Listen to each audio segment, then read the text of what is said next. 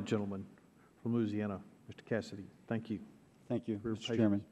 The goal of my office has been to ensure an effective, transparent, compassionate response. Frankly, it seems as if all three have failed. And not to point fingers, because none of you are involved. Again, Mr. Kotz, if anyone else is supposed to be made as a saint, so shall you. Because the only transparency has come from your office. For example, my office, as well as 8 or 9 other members of Congress, Senate, and bipartisan, bicameral, requested the chance to look at an unredacted copy of the IG's report. Now, some of the redactions seem to pertain to someone's name, but others are just redacted. I have no clue what's behind there. We sent that letter some time ago, never received a response. Asking committee staff, an unredacted report has not been sent nor made available. Why can't we get a chance to look at an unredacted report? Congressman Canley, I don't know the answer to that. I don't know whether or not there are Privacy Act restrictions that come into play. I'm willing to look at it in a room without windows, with you standing behind my back to make sure that I don't take notes. But as I try and ensure a transparent response to people for whom transparency has been totally lacking, except for Mr. Kotz, why not?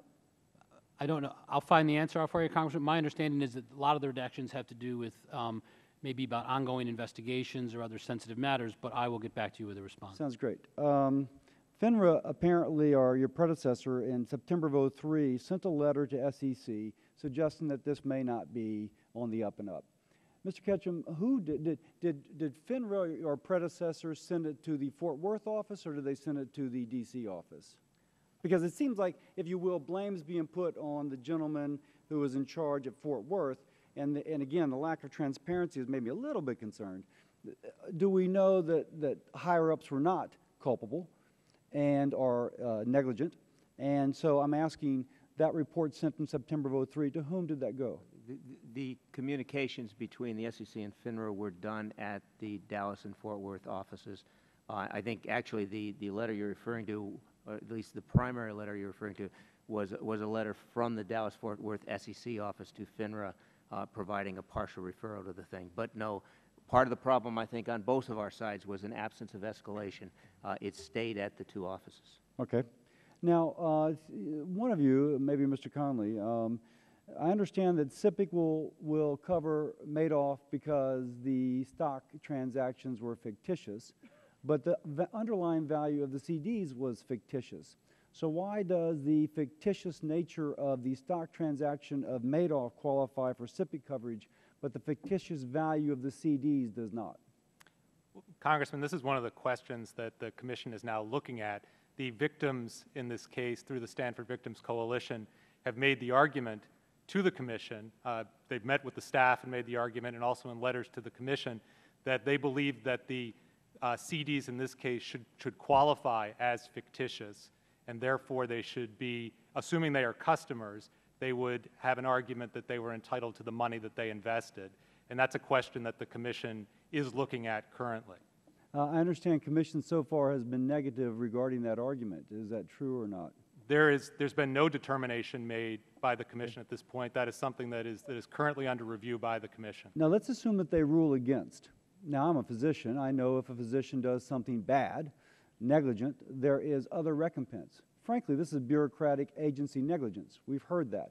Will there be another, or is there sovereign immunity, or will there be civil cases allowed against SEC for, frankly, totally failing their responsibility?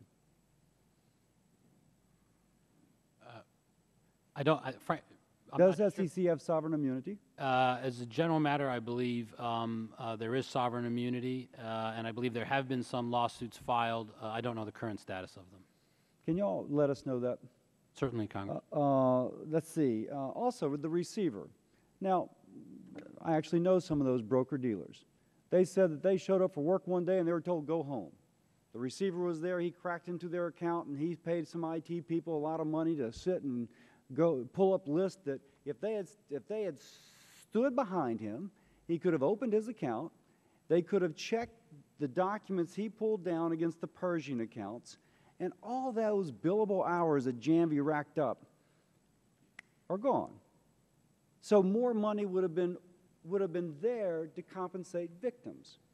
Now, I know the courts had told Janvey to downgrade his charges. The court was offended by the number of charges.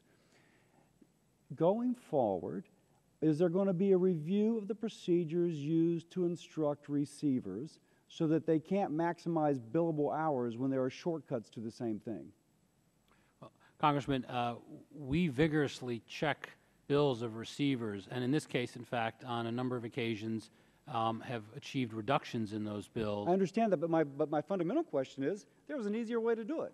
You just stand behind the guy as he opens it up, and you stand behind and have an IT guy there to make sure that maybe he opens up a similar computer with the same password, so somebody who knows about computers can make sure it's not a game going on, and boom, you have all the accounts. And you don't take 2 months racking up IT, I'm sure $200 forensic accountants, et cetera, when you say, well, here's the Pershing account data that Stanford is using, here's what you showed me. Why don't we do it that way and save a heck of a lot of dough? I think that's entirely appropriate, and that should happen. As the SEC, we don't control the receiver, and to some degree, the court is responsible ultimately for dictating how and in what method the receiver approaches his task. But we have been doggedly following his expenditures and suggesting ways that he can do things more efficiently, including not spending money chasing assets that are overseas that are already subject to freeze orders. So it sounds like it's not just, it's understood that this particular receiver is problematic. I guess my question is, what does Congress have to do? I'm not on this committee, and it's by the indulgence of the chair I'm here. What does this committee or Congress need to do so that receivers operate within certain guidelines? I keep returning to this, but the perception is the guy's just racking up billable hours. Man, it's a gold mine. I'm sure he's made partner. The fact is that there's cheaper ways to do it. Are there guidelines that can be, promulgated to help the fellow do so? Congressman, I'm not sure that that's something that Congress could promulgate, but we'll take a look at it and get back to you. Okay, you've been indulgent. Thank you. I yield back. Thank you, gentlemen. Good questions. All good panel questions.